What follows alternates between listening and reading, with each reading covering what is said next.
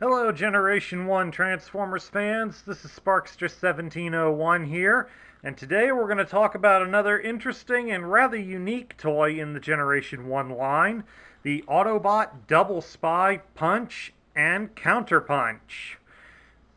They were released together obviously in 1987 and would be available also in 1988. He would be discontinued in 1989, and we really didn't get a replacement for him. I'm starting him out here in his vehicle mode, since that's the mode that they share together. It is, as you can see, an ordinary looking car. It's intended to resemble the Pontiac Fiero, the same car that the GoBot Sparky is. The only real unfortunate downside to Punch being released at this time is due to the fact that now that he came out in '87 after the parts were all changed over, he instead has plastic wheels instead of rubber wheels. But, as you can see, he does roll across this table here relatively easily, although he probably could stand a little more ground clearance because his body does drag a bit. But all in all, he does roll pretty good. Now, the first thing we're going to do for transforming him is we're going to put him into the Autobot mode, so we'll make him into Punch. To start that procedure, you grab the back end of the car and you have to pull it outwards. This does take a little bit of effort, folks, so please do bear with me. It does take a little effort to pull it loose. There it goes. You just pull it straight out. Then you rotate it inwards and pull it out even further so that it forms his legs. Then you grab both ends and pull them apart so that he will stand properly. Then next, we separate the hood of the car and fold it down to the sides to form his shoulders. And with a decent fingernail, you reach in, pull out these red sections, as they are his hands. Pull it out so it brings up his forearms, and then turn the fists outward, like so. Do the same thing here on the other arm. And then lastly, we're going to turn him around here for a second. You pop open the windshield area, fold his head out, and just close that back up. Turn him around, face the camera, make sure his helmet is all the way back. And we arm him with the orange gun, which as they call it, a twin mortar cannon. And this is Punch, the Autobot Double Spy. But the way you would tell that this is the Autobot version is you would have to use the rub sign to see the faction that he is. Unfortunately, since the rub signs don't show up very well on this camera, you'll kind of have to take my word for it. If I ever lied to you before. As for articulation, unfortunately, Punch is rather limited on it. I mean, he can rotate his shoulders all the way around, but when it comes to his forearms, they're pretty much, that's as far up as he can go. And with his fist out, that's as far down as he goes. Unfortunately, when you've got his legs out like this, there really isn't any articulation at the knee. But if we close that up, he'd become a little forward heavy and try to do a face plant in front of the camera. And since Dick Clark's no longer with us, I don't see this being used on his bloopers show. To convert him into the Decepticon mode is relatively simple, going from the robot. For starters, we remove the gun. Then you're going to bring the arms up so that you can swing the fists back in and put his forearms back inside the car. Then we're going to turn him around. We fold out these little black sections here at the bottom. These will form the feet. Shift the helmet back so that it reveals a different face. We push in on this indentation in the windshield to rotate it. May have to pop out the section a little bit so we can get it to go all the way, so that it reveals his faction insignia. The next, you'll take the shoulders, rotate them up, and pivot them backward so that you can see the front wheels. Then you'll take a look here underneath them.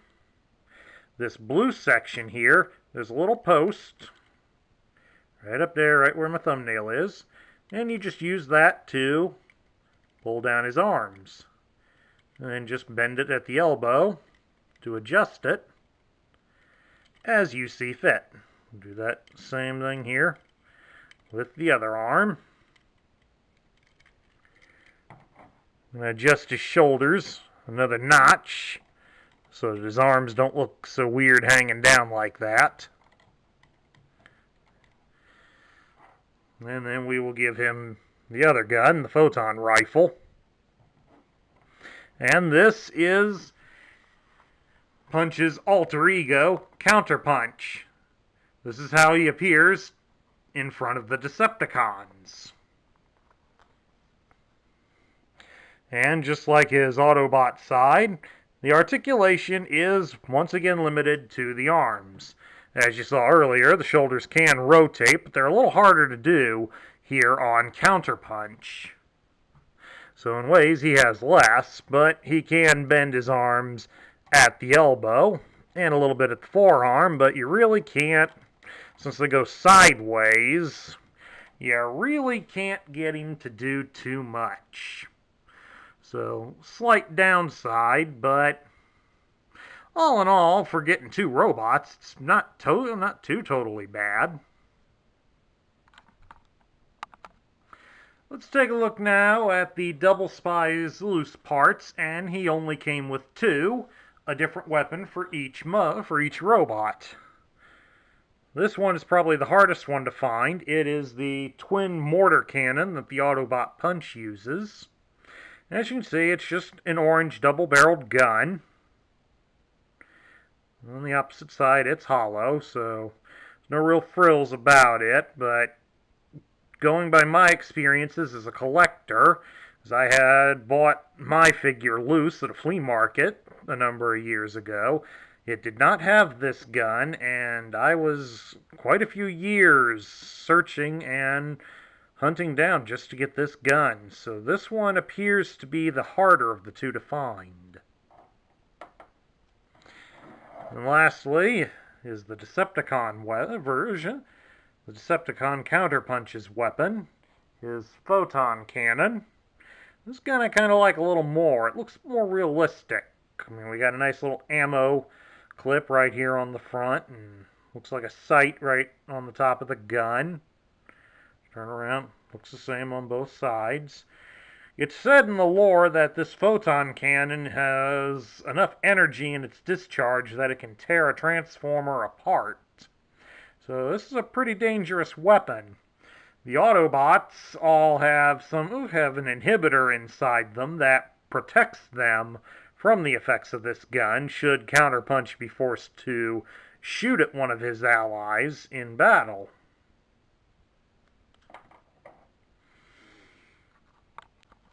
Just in case any of you were wondering, you can see he can easily hold both guns, so in reality it doesn't matter which gun you want, you can have him hold.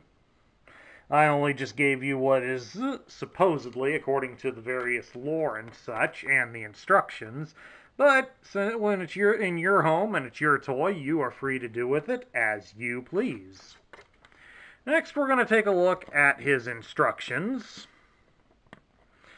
This was the style that they were doing still in 1987. The only real major change was they revised the trademark saying to being more, much more than meets the eye.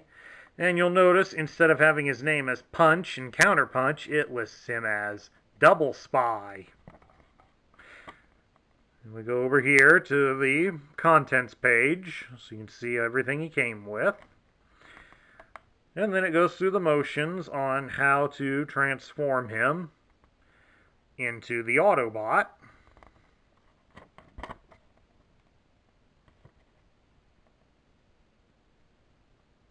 Back it up a little bit so you can see everything.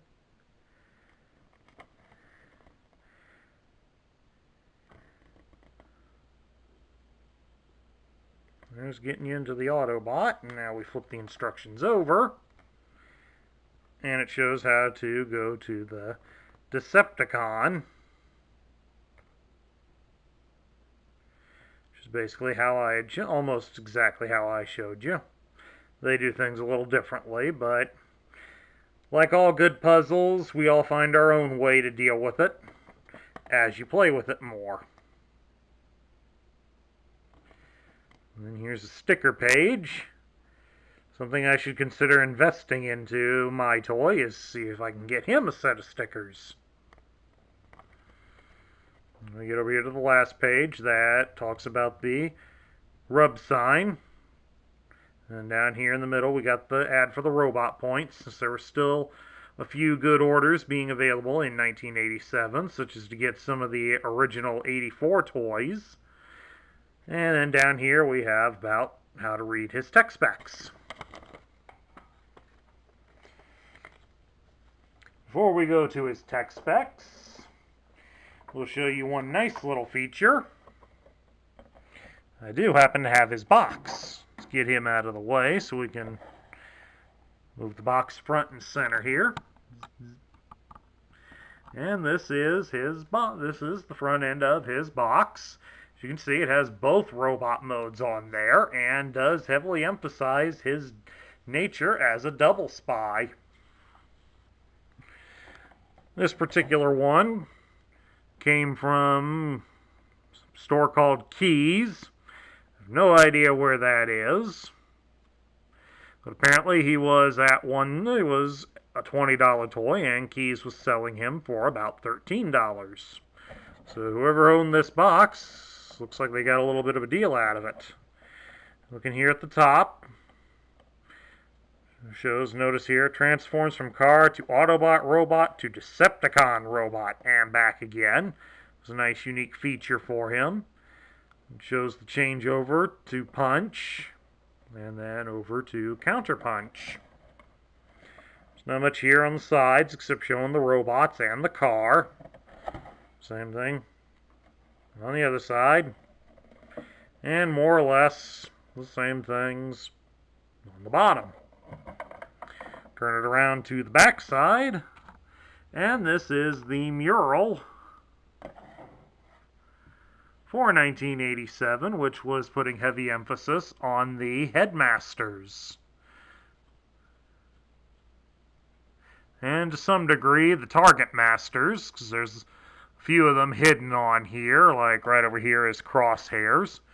But it also has some of the other oddball characters, like Repugnus is up here on Fortress Maximus's shoulder, and way over here on this arm is Six Shot. But more or less, it's more putting emphasis on the headmaster characters. And down here, of course, on the other side of the tech spec, we have the barcode and the robot points. Punch was worth 2 points. Now we get over here to his tech spec. It's done in red and has him listed as an Autobot, as it should. And the picture features both robots, just as they're shown here, on the front of the box. It gives his name as Punch and Counterpunch. Function, double agent. And his motto is, "In my business, there are no friends, only suspects." Punch the Autobot transforms into Counterpunch, the Decepticon, to infiltrate enemy installations. Cool-headed, a robot of few words.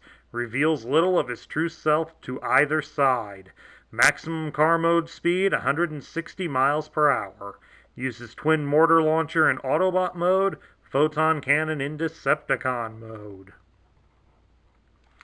And now we lay over his tech spec. decoder so we can see just how his stats stack up.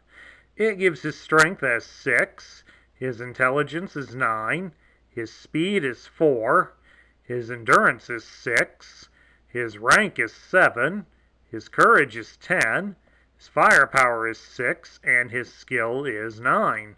So aside from a somewhat low speed score, Punch seems to be pretty good at what he can do. As a toy, Punch jumps into the line with a lot of other spy-like characters in the Autobot army, going back all the way to the espionage character Bumblebee and the spy Mirage, and also released that same year as Punch, the counterintelligence agent Repugnus. But Punch here has the more difficult of the jobs, as he is a double agent. And a double agent is somebody that pretends to work for one government, but is really working for another. Hence, in his case, he's an Autobot who pretends to be a Decepticon. And as such, having to create the extra persona of the Decepticon unit has, according to some sources, made him a little bit strange. In the If More Than Meets the Eye guidebooks, it states in here that Punch himself, due to the creation of the alter ego Counterpunch, it has caused him to slowly begin to suffer from multiple personality disorder, as he does have frequent blackouts when he is posing as Counterpunch and cannot, for the life of him, recall what he has been up to or where he's been.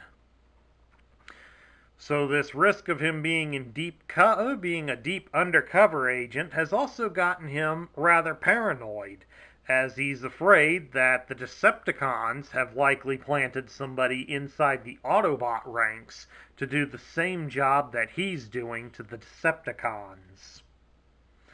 He's tried his best to not reveal this mental problem to his Autobot superiors, as he believes he has it under control. However, should he lose that control, it is very likely that he will have irreversible damage to his mind or be dead when the Decepticons decide to destroy him. But that would likely be after they've pried out every secret that he contains in his head. Now we come down to, what do I think of him? Well, this is obviously a very interesting gimmick that was introduced into the toy line. In a time where we had multiple toys all featuring the same gimmick, Punch and Counterpunch here was something totally different and rather unique, and would only be repeated one further time the following year with the Power Master Double Dealer. But in this instance, Punch beats out Double Dealer.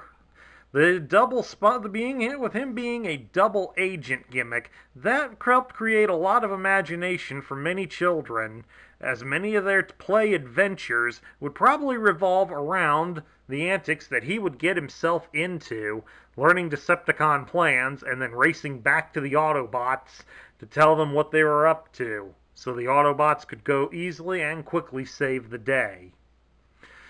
The gimmick was shown in the cartoon briefly in the first part of Season 4, and as one would expect, it was only used more as a quick fake-out on the Decepticons. He would appear as Counterpunch, go near some Decepticons that were doing something, then act like he was going to go cover them, run off somewhere convenient to hide, then change over to the Autobot mode, then come out and start gunning them down. The comics, as shown, especially with the recent ones, thanks to the More Than Meets the Eye guides, flesh out his character a little bit more by making him more mentally unstable, thus creating a more fascinating and a character with more depth to it. As a toy, the toy's kind of limited in its articulation, but when you consider what we got out of it, being able to have a deep cover agent, some of those flaws can be easily overlooked. So I'm going to say he is a top tier character. Maybe closer to the bottom of the top tier, but top tier nonetheless. And that was my review of the Generation 1 Autobot Double Spy Punch Counterpunch. If you liked the video, please thumbs up it here on YouTube. If you haven't already, hit that subscribe button. Share a comment, and of course, share this video with fellow collectors. This is Sparkster1701 saying before I go, this time, next month, we're going to have a special theme month. With it being October, we're going to go somewhat Halloween on it. We're going to do a month of nothing but pretenders. So look forward to that, folks, and I'll catch y'all later.